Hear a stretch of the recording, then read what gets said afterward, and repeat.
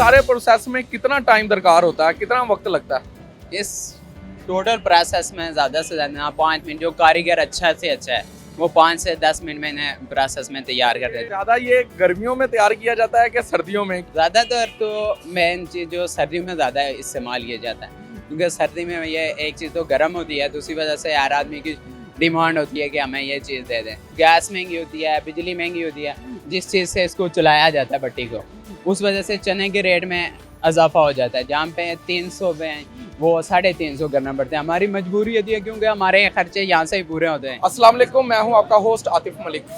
नाजरीन, बुने हुए चने कैसे तैयार किए जाते हैं और इनकी तैयारी के लिए इनको किन किन मराहिल से गुजरना पड़ता है, इस सिलसिले में मेरे साथ मौजूद हैं अब्दुल हसीब साहब। हम उनसे जानते हैं कि वो इस बारे में क्या कहते हैं। अस्सलाम वालेकुम। वालेकुम सलाम। हसीब साहब, मुझे ये बताएं कि बुने हुए चने जो कि गर्मी और सर्दी दोनों में इस्तेमाल होते हैं, इनको किन किन मराहिल से गुजरना पड़ता है, कैसे तैयार होते हैं? सबसे पहले तो इनको हीट लगानी पड़ती है, उसके बाद इनको नॉर्मल पोजीशन में छोड़ा जाता है। जब ठंडे होते हैं उनके बाद इनको दोबारा पानी लगाया जाता है, उसके बाद इनको नमक लगाया जाता है, उसके बाद इनको आपस में मिक्स किया जाता है, उसके बाद इनको जो है यानी कि घी वगैरह लगाते हैं? नहीं, पानी और वो नमक होता है उनके साथ दोनों मिक्स किया जाता है नमक लगा के।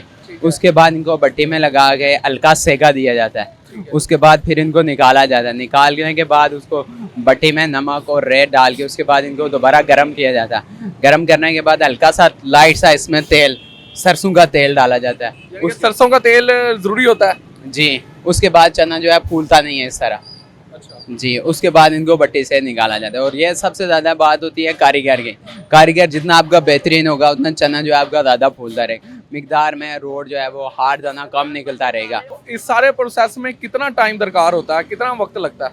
इस टोटल प्रोसेस में ज़्यादा से ज़्यादा 5 मिनट, जो कारीगर अच्छा से अच्छा है वो 5 से 10 मिनट में इन्हें प्रोसेस में तैयार कर देता है। बिल्कुल काले चनों से उसे फुल तैयार कर देता है, पका पको के हर चीज़ तैयार कर देता है। पहले वक्तों में देखा जाता था कि देहातों वगैरह में औरतें, खवातीन बड़ी बड़ी भट्टी वगैरह उन्होंने लगाई होती थी, उस वक्त उस तरह तैयार करते थे। लेकिन अब देखा जाता है कि शहर की तरफ भी लोग बहुत ज़्यादा यानी कि सन्नती तरीका अपना रहे हैं, क्योंकि इसमें जो है ना टाइम की बचत है। दूसरी बात यह है कि इसमें कारीगर के लिए आसानी होती है, क्योंकि बिजली वाफर मिकदार में होती है, गैस वाफर मिकदार में होती है, जिसकी वजह से कारीगर को तंगी नहीं होती। वो इसीलिए काम अपना सारे अंजाम देता रहता है। क्योंकि दूसरी वजह यह है कि कारीगर के लिए जब मुश्किल होगी तो दुकानदार के लिए ऑटोमेटिकली मुश्किल बन जाती है। इस वजह से कारीगर के लिए जितनी आसानी होगी वो आसानी से इस काम को हमारे लिए सारे अंजाम देता रहता है। ज़्यादा ये गर्मियों में तैयार किया जाता है कि सर्दियों में? क्योंकि अगर देखा जाए तो ये 12 महीने ही लोग इसे खाते हैं, क्योंकि ये गरीबों की सौगात भी कहा जाता है। जी सर, क्योंकि ये 12 महीने चलते हैं। ज़्यादातर तो मेन चीज़ जो सर्दियों में ज़्यादा इस्तेमाल किया जाता है, क्योंकि सर्दी में ये एक चीज़ तो गर्म होती है, दूसरी वजह से हर आदमी की डिमांड होती है कि हमें ये चीज़ दे दें। गर्मियों में ही चलता है, गर्मियों में वो उस रूटीन से नहीं चलता जो सर्दियों में जिस रूटीन से ये चलता है। सर्दियों में इसकी यानी कि मिकदार ज़्यादा और डिमांड ज़्यादा होती है। जी, सर्दियों में इसकी डिमांड बढ़ जाती है। जहाँ पे सर्दियों में, गर्मियों में 2 दौड़े बुनते हैं, गर्मियों में, सर्दियों में वहाँ पे 4 दौड़े बुनाई किए जाते हैं, इसकी मिकदार और ज़्यादा बढ़ जाती है। कितना वक्त लगता है? पूरा 5 से 10 मिनट, यानी कि 5 से 10 मिनट मिकदार पे डिपेंड करता है ये चीज़। जी। मिकदार, इतनी मिकदार में एक बार कारीगर जो है ना कम से कम भी ना 3 से 4.5 किलो चना एक बैग में बुनाई कर देता है। 4.5 किलो एक वक्त में बना देता है। एक बैग में चना तैयार कर देता है। उसके बाद यानी कि आप तैयार करके दूसरे शहरों को, इलाकों में फराहम करते हैं? जगहों में हम फराहम कर सकते हैं। इतने बैग में वो तैयार करके हमें तोड़ा दे सकता है, तकरीबन घंटे में। एक तोड़ा 50 kg का। तो एक तोड़ा 50 kg का कितने का सेल होता है? होल सेल पे होता है?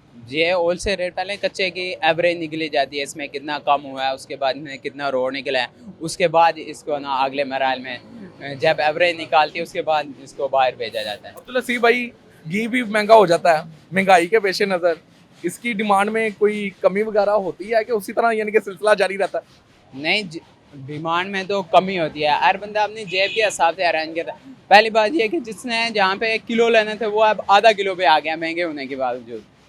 इस वजह से जो है ना हर चीज़ की डिमांड में कमी आती जा रही है। ड्राई फ्रूट की तो बेसिकली कमी होती जा रही है, क्योंकि हर बंदा अपनी खाने पीने की अशिया पूरी नहीं कर सकता। इस वजह से ना ड्राई फ्रूट की अशिया में खरीदो फरोख्त में कमी देखने में दिन ब दिन महसूस हो रही है। घी वगैरह अगर महंगा हो, कोयला वगैरह जिस पे आप इसको पकाते हैं या गैस वगैरह, तो जारी बात है अभी रेट भी आपका बहुत ज़्यादा बढ़ जाता होगा। जी, उसकी वजह से ना रेट में कम ज़्यादा ही हो जाती है, क्योंकि जब गैस महंगी होती है, बिजली महंगी होती है, जिस चीज़ से इसको चलाया जाता है भट्टी को, उस वजह से चने के रेट में इजाफा हो जाता है। जहाँ पे 300 में वो 350 करना पड़ता है। हमारी मजबूरी होती है, क्योंकि हमारे खर्चे यहाँ से ही पूरे होते हैं। इस वजह से ना इसके रेट में हम बढ़ा कर देते हैं। अभी फिल वक्त क्या रेट चल रहा है? अभी एक चना जो है 360 रुपये है, एक 400 है, एक अच्छे वाला जिसमें साख दाना खाने में नहीं मिलता, वो आपको मिलेगा 520 रुपये। एक तो उसको रंग नहीं लगा होता, जो ये चना साथ है उसको रंग लगा होता है, क्योंकि एक आइटम बनाने के लिए हम उसको रंग लगाते हैं, हल्दी रंग लगाया जाता है। और दूसरा जो चना देखने में काला नज़र आता है, बाद कस्टमर को कहते हैं ये चना खाने में सही नहीं है, पर खाने वाला चना वही काला होता है, क्योंकि उसको एक तो उसकी शक्ल भी अच्छी होती है, दूसरा उसको रंग नहीं लगा होता।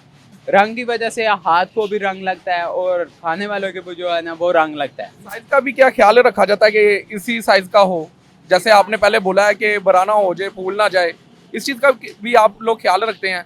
जी, इस चीज़ का भी ख्याल रखा जाए। जब पुराना होगा उसके जायके में फ़र्क आ जाएगा, उसके जायके में कड़वाहट आ जाएगी, इस तरह का महसूस होने लगेगा। जब नया चना होगा वो खाने में भी मज़ेदार होगा और उसका जायका भी बेहतरीन होगा। मुख्तलिफ रेट क्यों है? क्योंकि चने तो चने होते हैं, भुजे हुए चने दूर से पता चलता है कि ये भुने हुए चने हैं। सर इसकी वजह यह है कि उसमें बुनाई में जब साख दाना जिनको रोड बोलते हैं हम अपनी ज़बान में, वो होता है, उसकी वजह से ना उसकी एवरेज निकाल। रोड के अलावा है रोड के बीच में इस चीज़ से उसके रेट में फ़र्क होता है। एक जो होते हैं जिनमें बिल्कुल साख दाना नहीं होता, उसकी वजह से ना हम उसके रेट बढ़ा दें, क्योंकि उसका रोड जो है वो हमने अलग रेट पे सेल, रोड का रेट जो है ना वो कम होता है। मिसाल के तौर एक तोड़ा है 50 किलो का, उसमें से 40 से 50 किलो चने तो नहीं निकलते, उसमें 10-15 किलो 20 किलो रोड निकल आता है।